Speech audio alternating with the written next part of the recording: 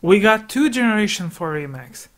Why didn't we get a Let's Go Johto instead of Sinnoh remix? Now, I'm not complaining right here, but I find it interesting that we have two games in Sinnoh. Two of them, and they could have easily done something in Johto. Does that mean that, like, the open world or Pokemon Legends has much more in it to offer? Let's discuss further in this video.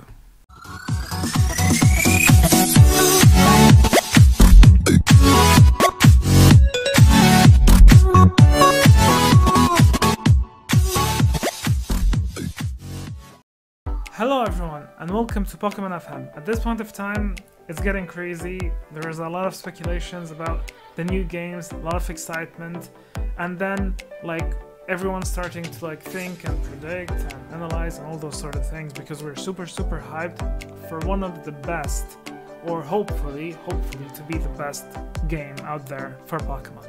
Now, one thing to really keep an eye out for is that, like, when the game came out, I think all of us, we didn't really expect to have two games. We expected one game, either Let's Go Johto or like a Sinnoh remake. But then what we got was a Sinnoh remake and open world. Now, yes, all of us got excited and we're like, oh, it caught us off guard that we were blinded by the fact that it's two games, but those two games are in Sinnoh, and it makes me think, why two in Sinnoh?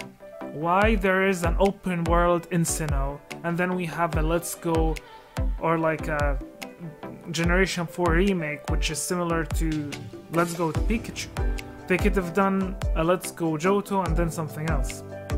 So, or like the open world. Why the two games? And then I was like thinking the only way that I see it is that this open world, or like Pokemon Legends, is gonna have much more bigger news than we expect. Meaning, not only the mechanics. Now, the way it seemed in the trailer that we're having like just new mechanics and that's it. But I don't think it's so. Yes, we do, like, it has like the sort of like Breath of the Wild jumping and like rolling around and stuff like that. Even some rumors are saying that the player will have an HP of some sort and like Pokemon could attack you. So if that happens, that will be like super cool. But although with all those like information or speculation and rumors and stuff like that we have, there is still something a little bit different. I think we're gonna get more Pokemon, like even more Pokemon, and mainly to go with the regional forms. And the thing is, if you go back to the trailer, it starts with the Pokeball, and with those Pokeball, I think they were from like Celebi's, right? I think it was from Celebi, and or the Cerebi movie, or one old movie there, but I've seen it there, and that, I think that's like many years back, and maybe it's like a very olden age. And even in the beginning of the video, it speaks to the wilderness. It says wilderness, where it's like the wild, and it's a very wild area. And Pokemon is known to have changed or add a new mechanic of the regional forms, and being that environment has a very strong effect on Pokemon. So does that mean there's a lot of Pokemon that are kind of like they would have been change form? Also, there's one more thing to it, that the professor there, he has 3 starters, but the 3 starter he bought as a gift. Does that mean it's gonna play out as a lot of like different Pokemon there, a lot of mixture of Pokemon, and that the decks won't really be a Sinnoh decks? It's like they're still gathering the Pokemon and the region and stuff like that. Also, since it's very old, does that mean Mega Evolutions were not there? Does that mean Gigantamax was not there? And that means Z moves were not there by the time, because those are technology. So those things are actually technology. So will this refer to that there's a new evolution mechanic? Something that like we didn't like, something that like happens in the olden times? where Pokemon, they would use some sort of sunlight, or I don't know, I'm just assuming, some sort of thing that grants them power and makes them like evolve in a way. Because even like if we're going so much back, that means even evolutionary methods will change. And that means if evolutionary methods could change for some Pokemon, then more forms. And that really strongly aligns to me that we're gonna have more and more like forms of like regional forms of Pokemon. So those are things like to really take into account, and to like, yeah, it's things that are very interesting, to be honest. And the selection of starter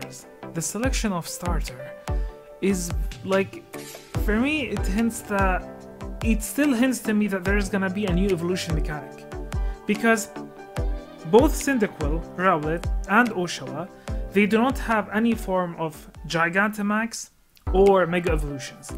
So does that mean those Pokemon are getting a new type of evolution, or a new type of like mechanic other than Gigantamax, other than that fits them being an archer, being samurai, being sort of warrior? I can still get around Typhlosion being a warrior. He's like an explosive dynamite, or like maybe he could be a warrior of some sort. But like, will there be a new evolution mechanic that suits those three? And that's something that's very important. Also, if they're gotten from somewhere else, does that mean we're gonna be traveling from one area to another to like conquer quests and stuff like that? And what kind of forms will there be? It's like a lot and tons of questions. Like the evolutionary methods, the like how will you like revive? How will the use of potions be? Is there gonna be there even won't be a Pokemon Center if we're that like back in time. Also, one of the interesting things too, like a lot of the Pokemon like were Pokemon that you would think those would like be there from an olden time. Like for example, Raiden, the Rhyhorn. Those are like dinosaur kind of like elements. Now regarding fossils, I don't think we're gonna have fossils roaming around. I don't think that's gonna be like that far, like at the end. But I can see a lot of Pokemon having a rock type kind of form. And maybe there could be a new type that got extinct. So maybe they can go in that they're like Pokemon that got extinct. Also, it could be that they go with the new fossils that were like combined, or like in Generation 8.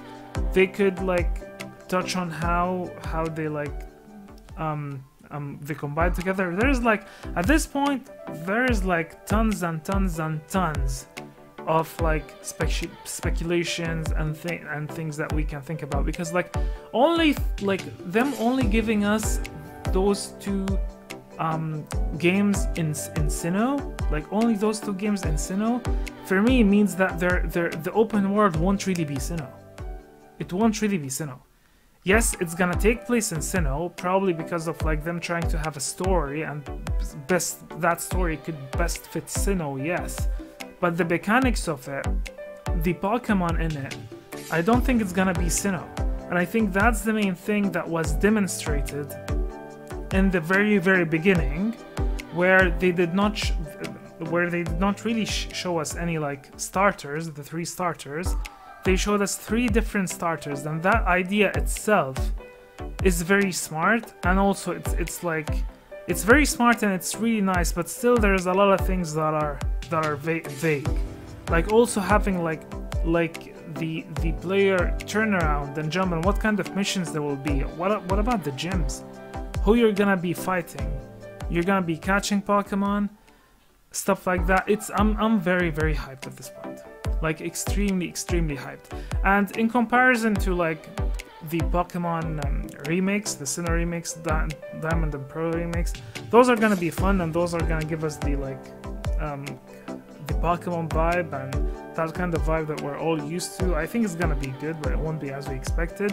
But with this new one, it's very interesting, because it could really change the game for Pokemon. Also, like having that, does that mean we're getting a Switch Pro? Does that mean that we're getting a new Switch Pro for it? And the reason I'm saying Switch Pro is because in 2022 we're having a new, like every time we get a new graphic change, it's that we get a new release of Nintendo. That happened a lot in a lot of games, and like from Diamond and Pearl, from like the Fire and Red remakes, all of them. Every time we have a graphic change, there is a new console, and now there is a graphic change. So does that refer to the fact that we will have a Nintendo Switch Pro coming very soon, probably be implemented by 2022, and I think it's probably gonna be 2022. So does that confirm that the Switch Pro is gonna be there? I think it does. I think we're getting a Switch Pro, Nintendo Switch Pro by 2022. I think that does confirm it. With everything that's happening, super excited, very excited with it. There's a lot of things to come, a lot of things to predict. At this point, it's very, very early to confirm anything and to go with any sort of like leaks or whatsoever. I think it's a little bit early for all that. And I think since it's gonna happen in 2022, we're just gonna have to give it a little bit of time, because they should be sending something soon. Like, we should be having a trailer soon, because 2022 is like exactly 1 year from now. So we should be getting some sort of direct. Also, if you notice that the game graphics were not complete, you could easily tell that it's not complete. It's like it was still in it's like they took videos from like, or like the shots from in-process computer screens and stuff. Like, it's still, I can tell easily the animation was not really fully done. I'm pretty sure all of you like noticed that. But yeah, a lot of things to be excited about. This year is gonna be something else. I'm super excited for it. Let me know in the comment below. What are you excited about the most? What's your expectations? And which Pokemon or starter Pokemon you are really excited to have? Thank you very much for watching. If you like this video, please drop us a like, share, and subscribe, and hit that notification bell. Thank you very much. See you in the next video.